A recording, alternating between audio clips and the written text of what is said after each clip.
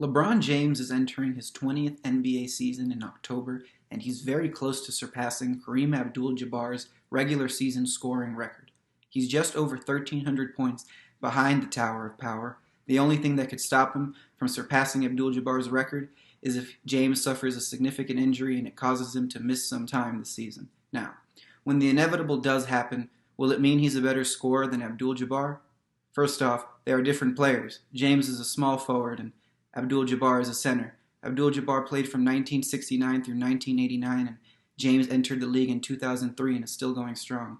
In Kareem's day, the league was much more physical, and the most important player on the floor was a big man, as opposed to now where it's two-way wings. Also, in those days, the NBA used hard rims before the integration of the breakaway rim in 1981. Shooting attempts on the old metal had to be clean for them to go in, and friendly bounces were not very likely. Also, the NBA didn't adopt the ABA's three-point line until 1979, and even when it came in, the three-point shot wasn't viewed as much more than a circus shot by most of the NBA. Now, both of these guys are some of the most lethal scorers that ever stepped on the court. LeBron is most dangerous when attacking the rim.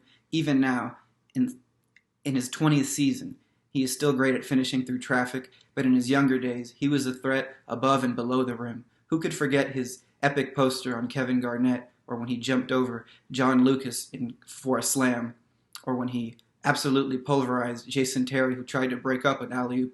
Now, James also developed a decent jump shot outside of the lane, which was a great improvement, over where his shot was when he entered the NBA. But LeBron's flaws as a scorer are that he sometimes gets baited into outside shots when in single coverage. Sometimes he doesn't take advantage of his body using it in the post.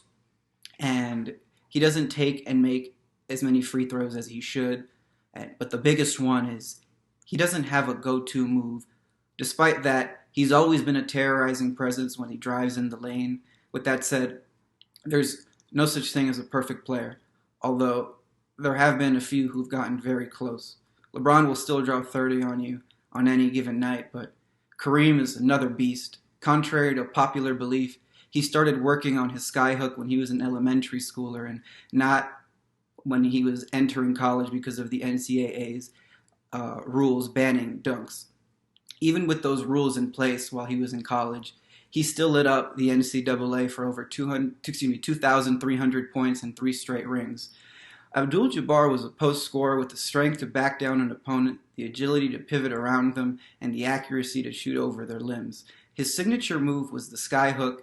He would aim with his left shoulder, rise, and hoist a shot with his right. Also, contrary to popular belief, the skyhook wasn't unstoppable. Wilt Chamberlain blocked it multiple times on the same possession. In fairness to Abdul-Jabbar, it was indefensible against 99% of the league.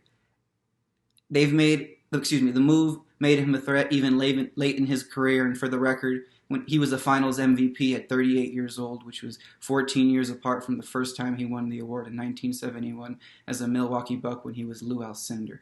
Basketball is usually a game decided by size. Kareem's overwhelming stature and precision near the rim give him the edge as a better scorer than LeBron James in my book.